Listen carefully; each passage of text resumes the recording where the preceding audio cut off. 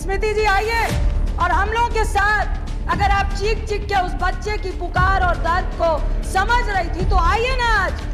आज gas cylinder 10,054 रुपए हो गया।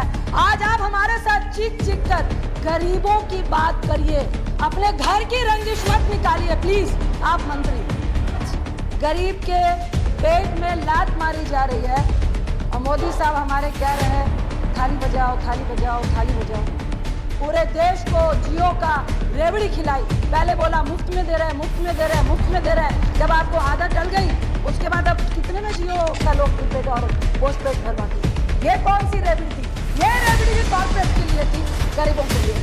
श्रीमती रंजित रंजन, आपको 7 मिनट टाइम है। Please sir. धन्यवाद सभापति जी, मैं आपके सामने पहली बार बोल रही हूँ। प्लीज 2-3 मिनट में आपसे रिक्वेस्ट करूंगी। प्लीज माँ, प्लीज बोल, आप बीच में बोल देते हैं मेरा सारा रैपो खत्म हो जाता। धन्यवाद सभापति जी। मैंने लोकसभा में भी जो बोल रहे थे, क्योंकि आदत पड़ी हुई है लोकसभा की, सबके भाषण को हम लोग सुन रहे थे। निर्मला जी का, माननीय मंत्री जी का भी रिप्लाई भी सुना और बहुत सारी बातें समझ में आई। मुझे मुंशी प्रेमचंद जी की एक रचना याद आ गई, गोदान, गो का दान। एक बहुत गरीब फैमिली थी जो पूरे जिंदगी भर सपना देती रही कि अपने बच्चों को दूध और दही खिला पाए, एक गाय को पाल के। लेकिन उसका पति बीमार पड़ता है और शैया पर होता है। 5 मिनट बाद उसकी डेथ होने वाली होती है और पंडित जी आते हैं और कहते हैं कि गोदान कर दीजिए तो आपका पति स्वर्ग सिधार जाएगा।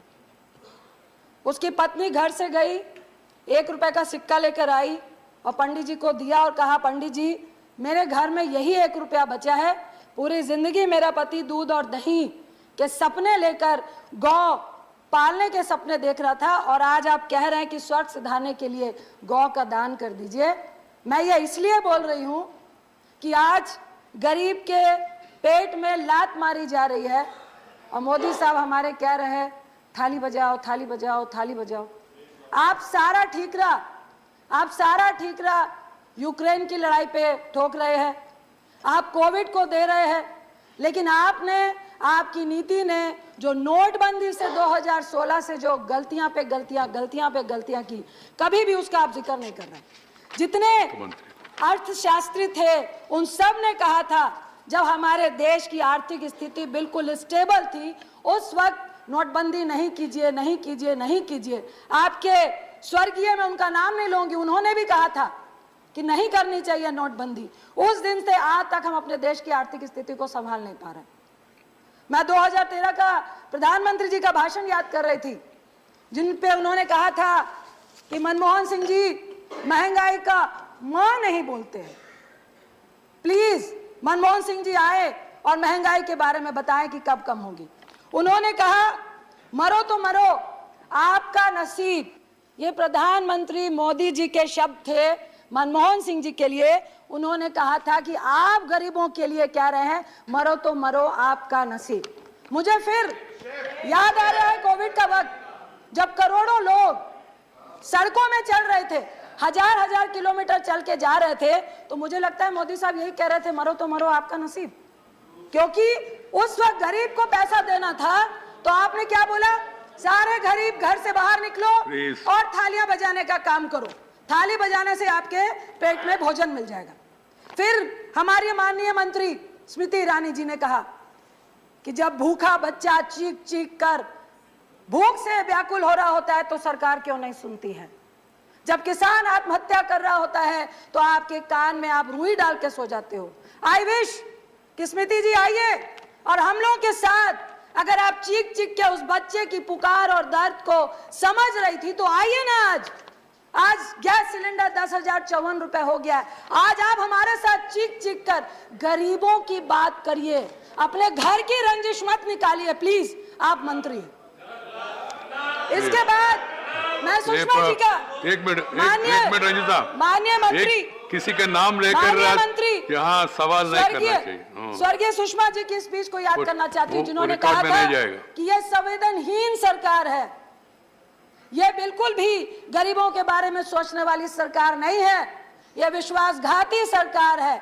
आज मुझे कहना पड़ रहा है कि अगर सुषमा जी होती तो वो निश्चित बोलती कि ये संवेदनहीन सरकार है, हमारी ही सरकार है, ये विश्वासघाती सरकार है, हमारी ही सरकार है। मुझे डर लगता है जब मैं प्रधानमंत्री की उस स्पीच को सुनती हूं जो उन्होंने कहा था कि घर में चूल्हा नहीं जलता है, बच्चे भूख से रो रो कर सोते हैं और माँ आंख में आंसू लेकर चुप हो जाती है। जब आंसू की बात पीएम साहब के मुंह से सुनते हैं तो हमें डर लग जाता है, क्योंकि उन्होंने पहले मिडिल क्लास से महिलाओं के आंसू निकलते हैं, मेरे भी निकलते हैं, सब्सिडी छोड़ दो, महिलाओं ने छोड़ दी, कहा गरीबों को सब्सिडी देंगे, महिलाएं पसीज गई, हम सब ने सब्सिडी छोड़ दी। आज हर्ष क्या हुआ? आज आपने 1600 रुपए का एक झुंझुना पकड़ाकर 7 करोड़ लगभग लोगों को आपने चूल्हा और गैस दिया। आपको मालूम था कि गरीब आपके झांसे में फंसेगा, एक चुनाव 2 चुनाव आपने उज्ज्वला योजना से निकाल लिए। उसके बाद क्या हुआ? क्या वो 1600 रुपए, वो सब्सिडी जिस रेवड़ी की बात आज मोदी साहब कर रहे हैं, प्रधानमंत्री साहब कर रहे हैं, क्या वो रेवड़ी नहीं थी? लेकिन वो रेवड़ी में फर्क इतना था, गरीबों के लिए नहीं थी, गैस एजेंसीज के लिए थी। आप 1600 रुपए गरीबों से ले रहे थे, बाकी का पैसा सरकार दे रही थी। किसका दे रही थी? टैक्स पे का दे रही थी। उसके बाद क्या हुआ? आज आंकड़ा है, इतना वक्त नहीं है, लगभग 7 करोड़ घर, जिसमें 4.5 करोड़ वो लोग हैं जो उज्ज्वला के तहत आते हैं, एक साल में एक भी गैस रिफिल नहीं करा रहे हैं।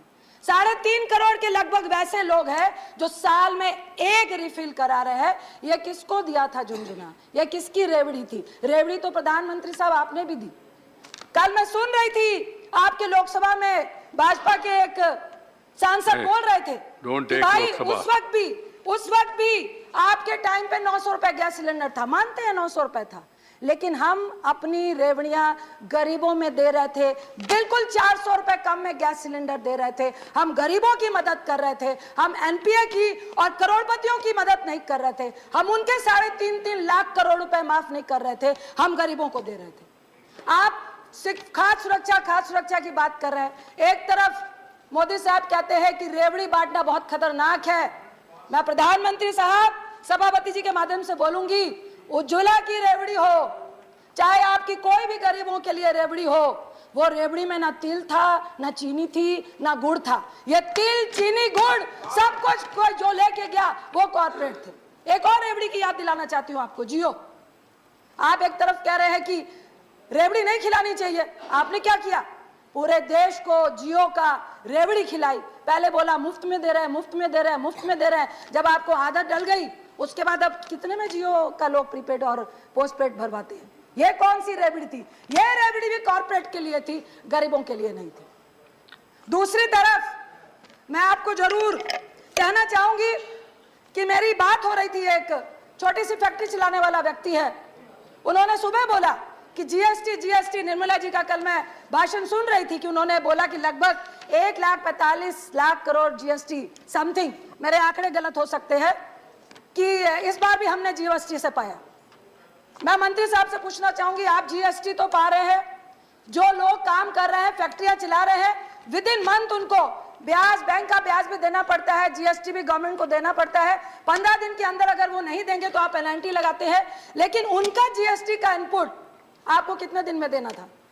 एक साल लगाकर आप उनका इनपुट नहीं देते हैं। क्या खरबों रुपए आप उनके इनपुट से बना के, क्या सरकार पूरे देश को उसी इनपुट से चला रही है क्या?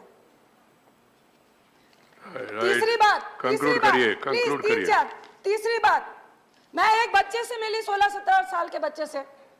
आप जीएसटी लगा रहे हैं 5%, आप जीएसटी लगा रहे हैं 12 से 18%। दोनों ही जीएसटी में आम आदमी मरता है। किसी ने बोला कि 5% जीएसटी से किसको फर्क पड़ेगा? पड़ता है। जो व्यक्ति वृद्धा पेंशन 500 रुपए के लिए 8 घंटे लाइनों में खड़ा होता है, पूरा महीना चलाता है, अगर उसको 5% जीएसटी लगता है तो फर्क पड़ता है।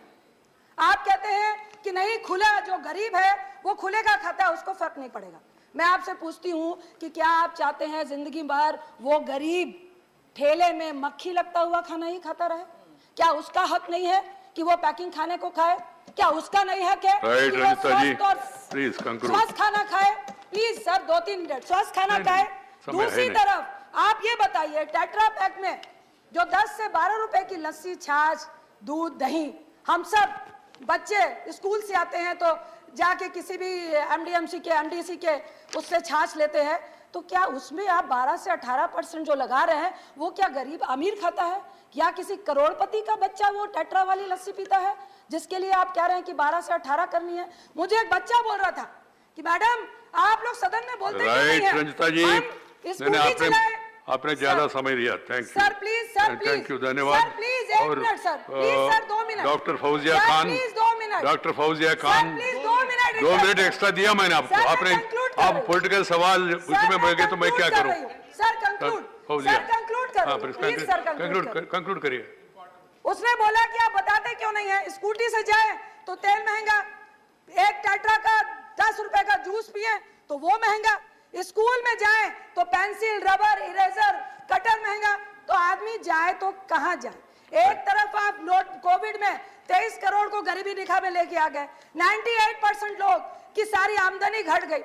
मैं आपसे एक रिक्वेस्ट करती हूँ, बार बार लोग कह रहे थे कि रुपया गिर रहा है, देश की आबरू जा रही है, आबरू जा रही है। मनमोहन सिंह जी ने आपने पूछा था और मनमोहन सिंह जी ने बोला उस वक्त भी कुछ नहीं था, लेकिन 59 से 69 हुआ और विद इन 4 मंथ में दोबारा 59 में लेकर आ गए थे। क्या आप लेकर आएंगे? डॉक्टर फौजिया खान, मैं आपसे आग्रह करती हूँ कि प्लीज, जहां पर कांग्रेस इस देश की आर्थिक नीति को छोड़ के गई थी